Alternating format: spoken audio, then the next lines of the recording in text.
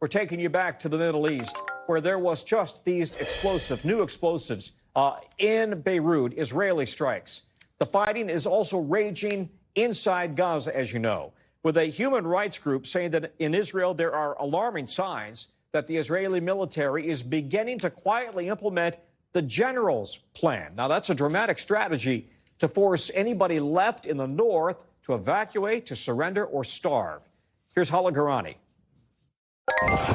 For the residents of northern Gaza, this is what hell on earth looks like. Since the start of October, little to no food has gone in, and IDF airstrikes have killed hundreds, according to the Gazan Civil Defense. The conditions on the ground leading some to believe Israel is already implementing a radical strategy known as the General's Plan, forcing the evacuation of every resident in the north, anyone left considered a combatant, a military target, deprived of food, water, and medicine, starve or surrender. A plan proposed by this man to the Israeli parliament in September, former National Security Council head Giora Eiland. We caught up with him in his office near Tel Aviv, where he claims his strategy comes from the U.S. Department of Defense. If you manage to evacuate civilians, it is allowed and even recommended to cause a siege and to bring the people who are there to die in starvation. This is what is written according to the Marian Manual. This DoD Law of War manual, in fact, calls a siege permissible rather than recommended. But this former general, who says he still receives official intelligence briefings, says his plan is not being implemented because it is not a full siege, and civilians, he says, are still in the way. If you tell 300,000 people, basically, at the end of the barrel of a gun, you leave or we kill you or we starve you, how is that? No. We tell them to leave to a safe area, which is the area of Muasi, along the coast. That has been repeatedly bombed by Not at all. It has been. I've actually done stories on it and geolocated strikes in Muasi after people were told to evacuate. Sometimes when the terrorists happen to be there, it is a relatively safe place.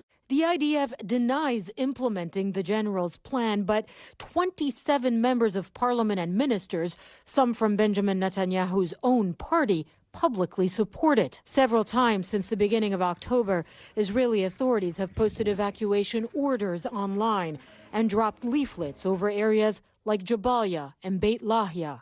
In the last year, many have been forced to leave the north, but 400,000 people remain there, told to go. Some won't, and some can't. But the Major General says there is no way that you cannot evacuate people, even elderly people or people who cannot walk or people who are wounded or whatever. This is all nonsense. For veteran Palestinian politician Mustafa Barghouti, this plan is already a reality. I think now everybody sees that the so-called general's plan is being implemented. A plan to starve the people in the north of Gaza, to bombard them continuously, to kill so many of them, to force them to leave Gaza, to leave the north of Gaza. It is a plan to ethnically cleanse the whole north of Gaza. To what end? Do you think it's eventually to annex parts of the Gaza Strip? Absolutely. On the ground, emergency services tell our teams in Gaza these areas are almost entirely sealed off to rescue workers already. An IDF spokesperson posting this photo, claiming these residents of Jabalia are leaving willingly.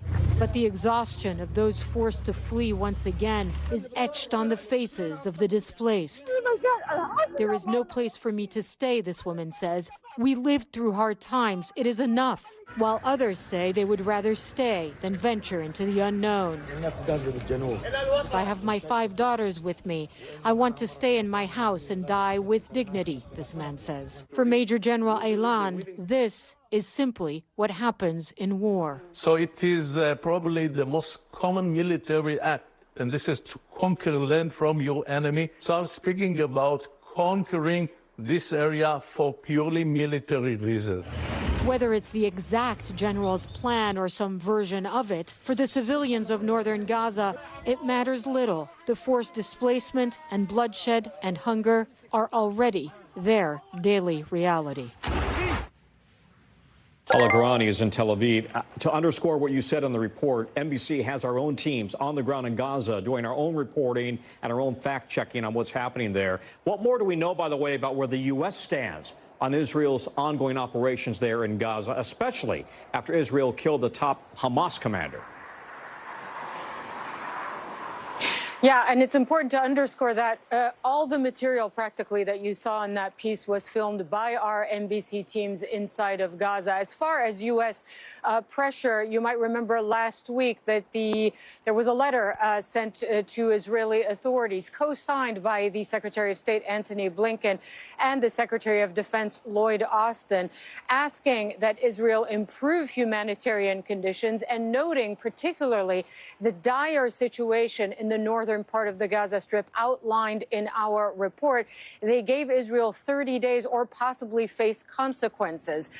Those consequences could include a limit on the sale and the transfer of arms. And this is coming as Antony Blinken is in Israel once again. It's his 11th trip since October 7th. There is little optimism, though, it has to be said, across the region for a ceasefire. The Israeli Prime Minister himself, after the death of Sinwar, said that the Israeli military would continue fighting with, quote, full force, Tom.